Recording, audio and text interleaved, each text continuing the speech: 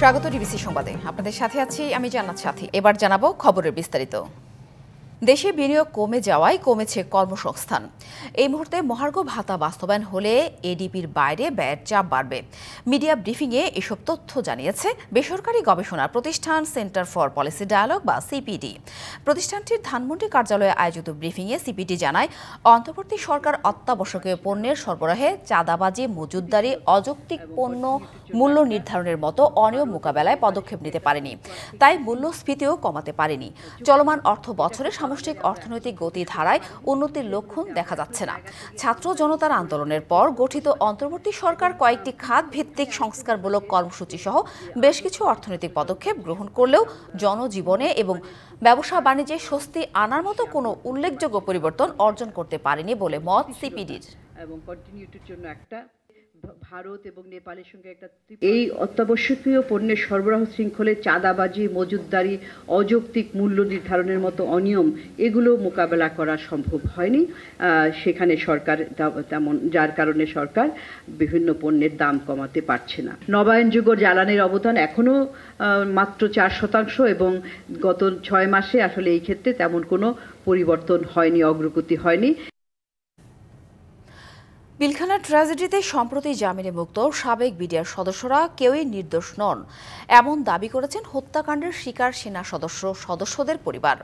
রাজধানীর রাওয়া ক্লাবে শহীদ সেনা সদস্যদের পরিবার ও বেঁচে ফেরা সেনা অফিসারদের সংবাদ সম্মেলনে ঘটনার সুষ্ঠু বিচার দাবি করা হয়। 2009 সালের 25 ও 26 ফেব্রুয়ারি রাজধানীর পিলখানায় বিডিআরদের একটি গ্রুপ বিডিআর বিদ্রোহ করে মর্মান্তিক হত্যাযজ্ঞ ঘটায়। এই ট্র্যাজেডির সুষ্ঠু বিচারের পাশাপাশি কোনো অপরাধী যেন পার না পায় তা নিশ্চিত করারও দাবি জানানো হয় সংবাদ সম্মেলনে। নৃশংস হত্যাকাণ্ডের বর্ণনা করে শহীদ সেনা সদস্যদের সন্তানরা 36 ঘণ্টা পর কিভাবে জিম্মি অবস্থা থেকে বেরিয়ে আসে তার স্মৃতিচারণ করেন। অভিযুক্ত বিডিআর সদস্যরা যদি নির্দোষ হন তাহলে তাদের বাবাদের কারা হত্যা করেছে এই প্রশ্নও তোলে হবে।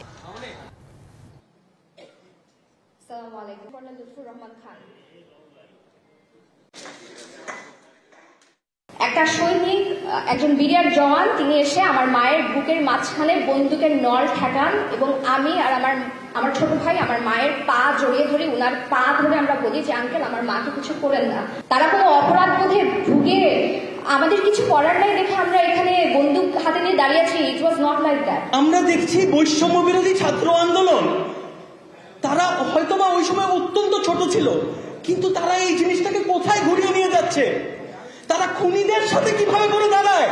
ঢালাও ভাবে এমনকি হত্যাকারীদেরকেও ছেড়ে দেওয়ার জন্য যে আবেদনগুলো তুলে আসছে সেগুলা যেন সত্যি সত্যি না হয়।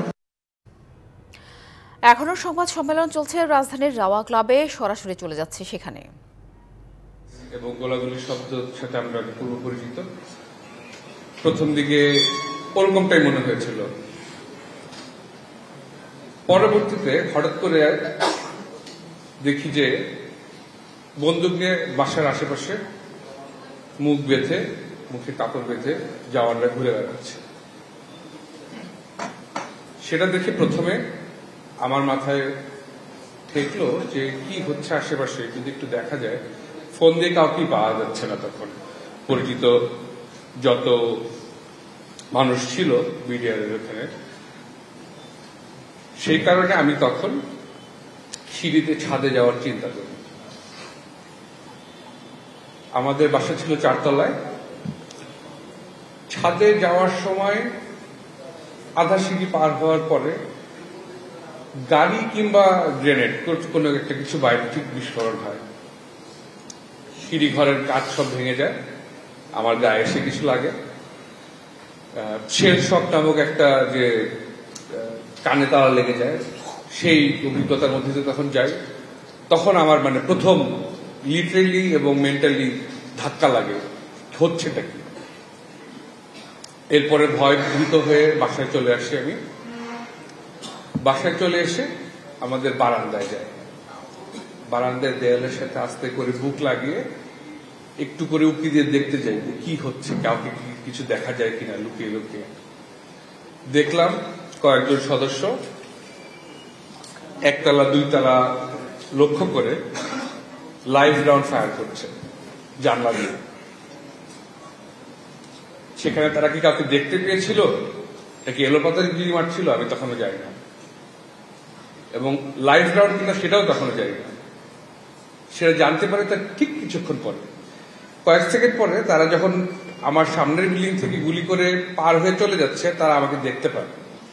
মোহাম্মদপুর থানার গাড়ি চালক ইনসান আলী হত্যা চেষ্টা মামলায় সাবেক আইনমন্ত্রী আনিসুল হককে 3 দিনের রিমান্ড দেওয়া হয়েছে। আর বাড্ডা থানার লেগুনা চালক সুমন শিকদার হত্যা মামলায় ঢাকা উত্তর সিটির সাবেক মেয়র আতিকুল ইসলামকে দেওয়া হয়েছে 4 দিনের রিমান্ডে।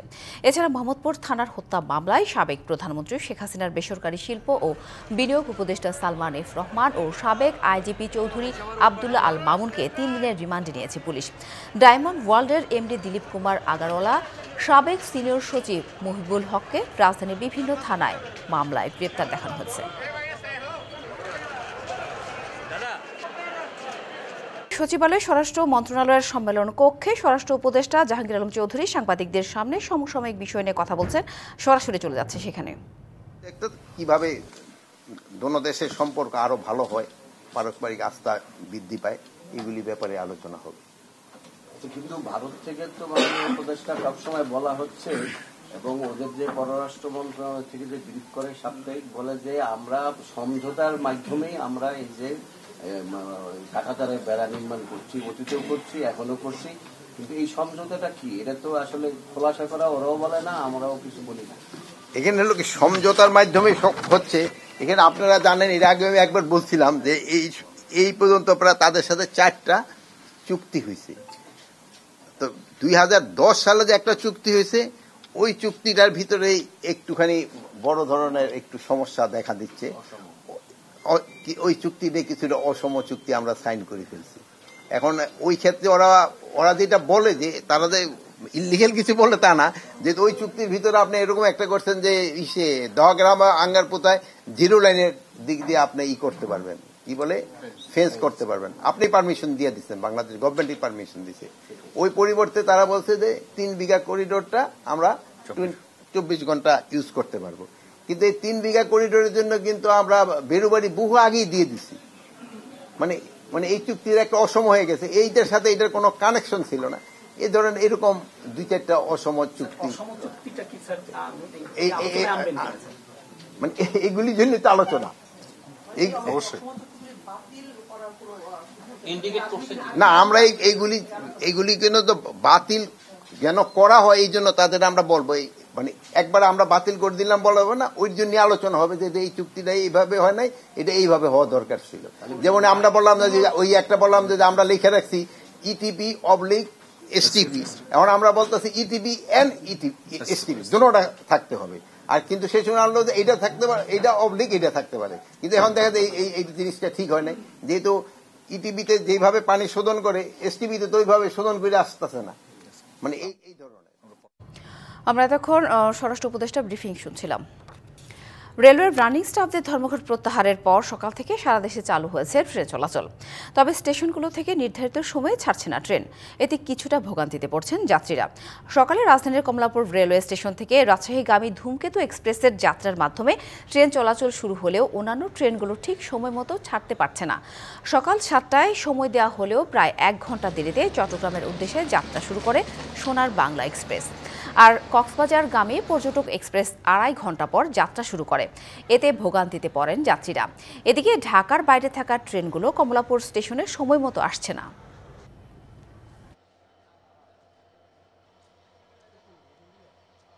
2 দিন আগে আসলে টিকিট কাটা হয়েছে, মাঝে মাঝে শুনলাম যে BRTC বাসের মাধ্যমে নাকি দিচ্ছে, এটা নিয়ে খুবই টেনশনে ছিলাম। তারপরে আজকে এসে শুনি যে ট্রেনটা নাকি চালু করছে।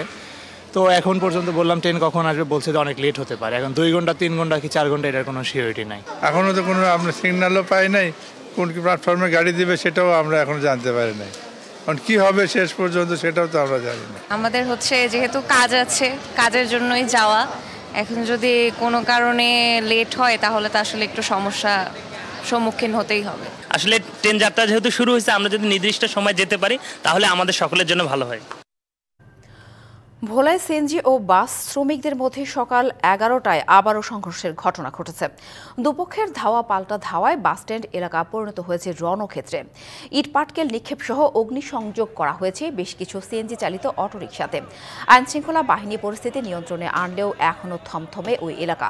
বুধবার রাতে ভোলার চরফ্যাশন সড়কে অবৈধ যান চলাচল বন্ধ ও বাস শ্রমিকদের উপর হামলার প্রতিবাদে জেলার সব রুটে অনির্দিষ্টকালের জন্য বাস চলাচল বন্ধ ঘোষণা করে মালিক ও শ্রমিকরা। সকাল থেকে ভোলার বাসস্ট্যান্ড এলাকায় বাস চলাচল বন্ধ রেখে বাস মালিক ও শ্রমিকরা রাস্তায় অবস্থান নেয়। অন্যান্য যানবাহন চলাচল করলেও বাস ও সিএনজি চলাচল বন্ধ রয়েছে। এতে সাধারণ যাত্রীরা পড়েছেন চরম দুর্ভোগে। ডিবিসি সংবাদে এই ছিল এখনকার মতো। ডিবিসি নিউজের সংবাদগুলো পড়তে ভিজিট করুন dbcnews.tv আর ভিজিট করুন ডিবিসি নিউজের ফেসবুক পেজ এবং ইউটিউব চ্যানেল। ডিবিসির সঙ্গেই থাকুন।